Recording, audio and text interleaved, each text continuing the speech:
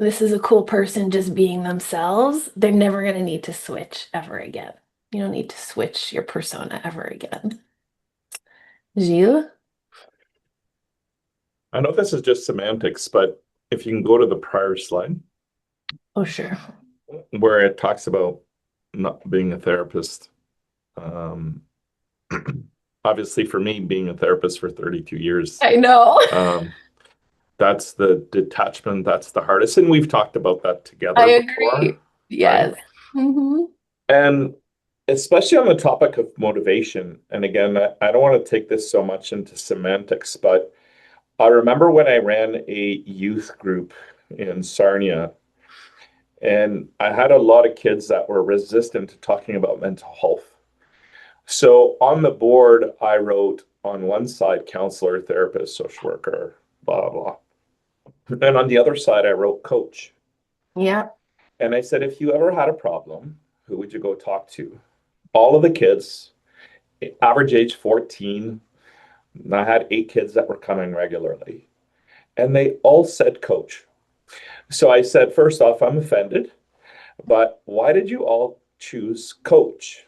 And Yeah. they said, well, because all of the people on the left tell me how much problems I have or Exactly. how broken I am.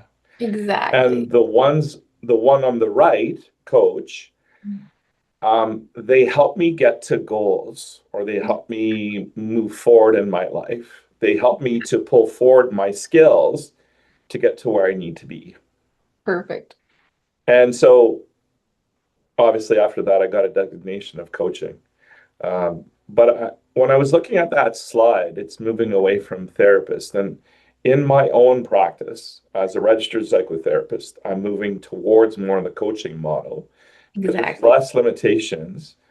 There's so many limitations as being a registered psychotherapist in Yep. my province. Like I can't do videos that Hmm. promote me because I'm wearing two hats. I I know. can't do ads No because I'm wearing two testimonials. hats. I Yep. can't use test like all of that stuff. So all the model that you talk about, that Scott talks about in terms of being successful, I can't use a lot of that. Yep. Um, but on the coaching model and on the motivation that you talk about, it just kind of resonates that it's moving away from, even though our first question is, what's the problem? We're really looking at the problem is simply the teaser to get to the motivation. I really saw it when you were talking about it as why is the stick and the carrot so important? Well, the stick is about the past, but the carrot Yep. is about the future. And if we only focus Exactly. on the stick, the Yep. client feels like they're getting a beating. Exactly. So we have to understand what the stick is, but to move towards the carrot. You nailed it. Moreover, even the whole what's the problem approach is still therapeutic. And Hmm. so that's the whole beauty of it is the way my office works, and everyone who's had a visit with me or, even with your own clients knows that you do not need to start hypnosis with what's the problem. You can start with, oh, what's the temperature outside today? Oh, did you have Hmm. a nice walk over here? And you can still get to the exact same place with the client truly not aware that any hypnosis is taking place. So that's the whole fun of this weekend is we're going to even leave the framework of what's the problem? Tell me about your problem. Because as you said, even that is always backwards looking. That, by the way, what you just explained so accurately is the reason this is a standout product because we're not just pathologizing. We're not just interested in, oh, let me tell you why you ended up with this problem. What we're interested in is whatever reasons you had your problem for, what do you want to do next with it? That's what hypnosis is really so special. What's so special about hypnosis? Yeah, and even with the motivation stuff that you talked about before, like I've taught motivational interviewing, which is a clinical skill, Yep. but the visual is Muskoka chairs. Whereas therapy often feels like me versus you. I am Yep, the expert. I'm exactly. telling you how you're broken. That's right. Whereas motivational interviewing, very much like conversational, Yep. hypnosis is we're coming alongside. It's not a me versus you, it's an Yes. us together Yes. defeating whatever the problem is. Well, I'm going to go back to the slides in a second, but while we're on this topic, this is part of what I wanted to teach you this weekend. So let's just do it right now. What's the difference between the root cause and the unconscious payoff? Because I think a lot of the time we're confusing these two things, but they're very different. And you can really tell level one from level two when you know what the difference is. Root cause versus unconscious payoff. And these are, by the way, one thing I'm going to add, this is important for you, Felix, is one thing I'm going to add this weekend is so far I've told you, just be curious, just watch unconscious moments, keep everything simple.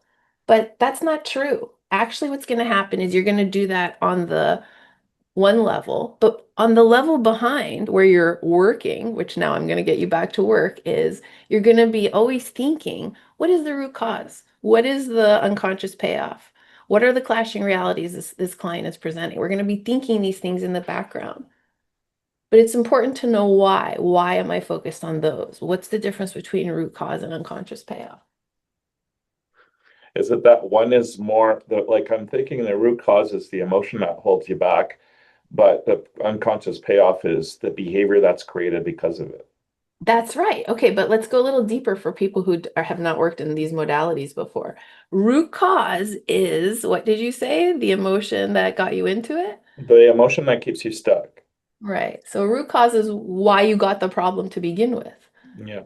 Let's say you were, I don't know, beaten as a child, and then you were yelled at as a teenager, and then you had a teacher who made fun of you in high school. Well, those three things now line up. And see, this is where we start to get sketchy because how did those three things line up? Was it really those three things? I never know the answer to that. We're Mhm. always kind of conjecturing. But root cause is when we get into that neighborhood of, oh yeah, I know where that started, or oh, I know how I got that. And that happens all the time in these transformational sessions, right? Where they're like, "Oh, that reminds me." And you're like, "Oh, tell me more." Right? Because the client doesn't realize the connection, but you do. That's the whole point of having them talk. By the way, I think we often assume that it's obvious, but it's not obvious to the clients. That's the whole point of unpacking it, right? So the root causes, so root cause can often resolve something for someone just for them to turn and look at it. What's the unconscious payoff on the other hand? Well, there's some kind of hidden benefit to it. Right, like what? What would be her hidden benefit, that lady's hidden benefit? What would be an example of like, well, why is she still? I think, as Gilles was saying, the therapist is always interested in the root cause so that they can say, like, well, this is what we found out about that. And now that you can move on with your life. But they're leaving out this huge, important potential conversation about, well, what are you going to do when you surrender this? What is your new payoff going to be? But that's where the motivation needs to be. Because if Mhm. I take away their root cause, which is what I'm going to do with my method, and then they don't really have a good unconscious payoff anymore because we've undone that as well, what's going to happen in place of that? If I don't fill that void, what will it be filled with? Another Hmm. problem, another excuse. So that's the whole question is. We're not doing therapy where it's just root cause. Let me tell you what the problem is. We're taking both of those theories. Oh, let me help you get to the knot and undo that. But let me also take you on a journey where when that knot is undone, something more can occur. Now you can see how this is becoming a much more puzzle piece kind of project than just curiosity, tell me what's going on. Yeah, because I had learned to always avoid a void. Avoid, avoid. Yeah, like if you take something away, there's a Right. void there That's right. because the Oh, mind yeah. will find a way to fill it That's up right. with something. That's right. Nature abhors a vacuum. You know that expression, right? Nature abhors a vacuum. So that means if we take away the problem, well, now there's an empty space there. What am I going to put in here? Mhm. Don't leave the client to go back to their regular life having taken the problem away. By the way, now we're also touching on what Jill was talking about before, which is why does suggestion therapy not last? we're back to the same answer, which is, and people will ask you this, so this is a good answer to give them. Well, it's really just, you know, giving you something without, giving you some reason to have that thing. It's like telling you, well, you're not a smoker anymore. It's actually just taking something away. But it's not telling you much about what's the point of doing that. What are you going to get out of that? It doesn't speak to the part of the self that wants to know, well, what am I going to get out of it? And I mean, yeah, some suggestion therapists or hypnotists are going to say, but I do say, and now you're going to get to run with your children. But that's kind of, what is the problem with that? The client didn't necessarily tell us that was their reason for wanting to do that. So if we start to read a script, which is like, oh, you stopped smoking and now you're running with your children and now you're breathing fresh air. I don't know that that's what the client wants out of that. That's really guessing. So that script reading thing is missing the motivation element, is missing the future element. So no need to switch ever again. You guys know that that's really my brand, is like the doc is in, look at how I look right now versus how I look on my social media all the time. It's all the same. Little t-shirt, little glasses, the hair, the smiling face, the filter. There's one recently where I'm like trying to wipe the filter off my face. It's really hilarious. No, I don't look that good in real life. But the doc is in is my kind of daily advertising and my daily way of connecting with my clientele. And I always do it with a little Snoopy. And of course, I have my Snoopy mug and my Snoopy blanket behind me. And so that's the whole idea of just being me, just regular. So that when you actually come to the session and sit in that chair, that's really what you're going to get. You really do get the Snoopy blanket, and you really do get me sitting over here looking exactly like this. If you meet me on Zoom, it's the same.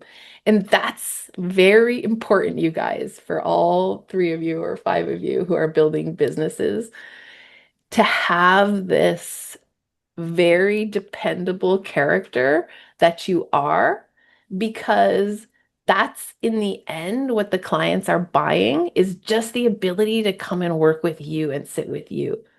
So you want to create that persona, you want to create that chill, regular person so that when they come in for the session, they feel wrapped in that, they feel that rapport instantly, and you've already shown them through your advertising, through your media, through your discovery call, who that is and what it's going to be like.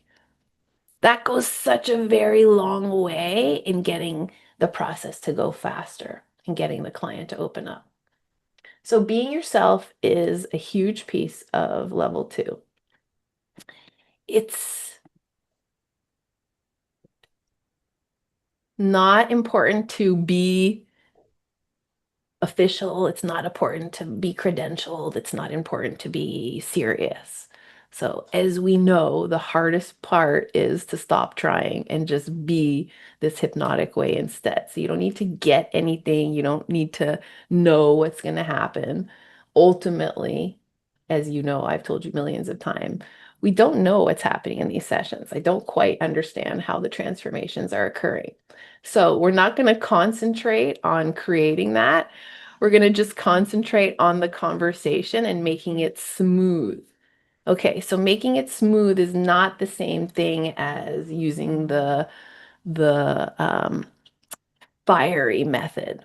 That method is more like going for it. The smooth method is more of what this kid is doing, which is just like being immersed in it, feeling the experience, feeling the lightness of the client's subconscious. So this to me is the feeling of level 2.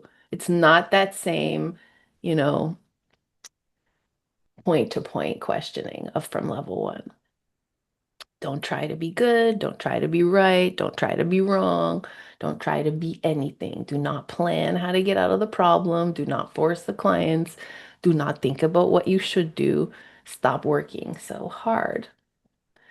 This is very important because this is the differentiating part of our business from all the other hypnosis businesses and also therapy businesses, is instead of imposing on the client, instead of telling the client what to do, instead of predicting what the client needs, we differentiate ourselves by doing this kind of black belt skill, which is waiting for the client and outreading the client such that we know what to do before they do. We know more of how to direct the conversation. So to do that, all we need to do is notice what happens. Just be regular, be casual, listen, stop trying to do everything else and impress them, and thereby speed up the process. Now, how does the motivation make it possible to do this differentiation? This new point of view is going to be combined with the untying of knots. So we're looking at 102 conversational hypnosis, motivational conversational hypnosis in the context of influence, communication, sales strategy. But all of that is training wheels when you realize that there is no right question, and that there is no planning of questions, that it's not possible. This is the standout star compared to the industry where you're not forcing the question. You're not deciding what the protocol is. You're not doing anything specific. That's you. This is everybody else. So what I want you to do now is slow the process down, okay? So we're not going to go for like as many demos as we can do and as many questions as we can ask. Instead, we're going to go slower and really study everything that's said inside of each session. The slower you go, the more you can integrate, the more you can allow time to really absorb this new strategy, which I have to tell you, I think it's pretty left field. Like, I think what we're doing right now is taking you on a whole new journey into a very much vaster part of the subconscious and the field. And so what I want you to do as you get involved with that is become more conscious, not of the client, but of yourself. Okay, so become more conscious of yourself as you move through this weekend. I've told you this before, a little trick that I use and that I still practice with when I do my client sessions on Zoom is I watch myself talking. The client is like on a tiny little screen. Sometimes I make it big if I see them crying or if I notice something is happening that's significant and I want to study it. But like 90% of the time, I just keep them on a very small part of my screen and I watch myself because I know my own subconscious the best. So I can read my own the easiest. I'm not saying everybody can do that, but it's a tool that I've learned to get good at this slow down and integrate. Because when I'm studying the clients, I get a little bit interested in them, like who they are. But I lose track of their subconscious when I get interested in them. So what I'm trying to do is take the person out of it and just observe the subconsciousness in front of me. I know that's a very weird concept that I just said, but it's what I'm doing. Did that make sense to you? I take the client, like the character, their way they look, their mannerisms. I'm not that interested in that because that's still superficial. If I watch them for 2 straight hours, that's what I'm going to get very interested in.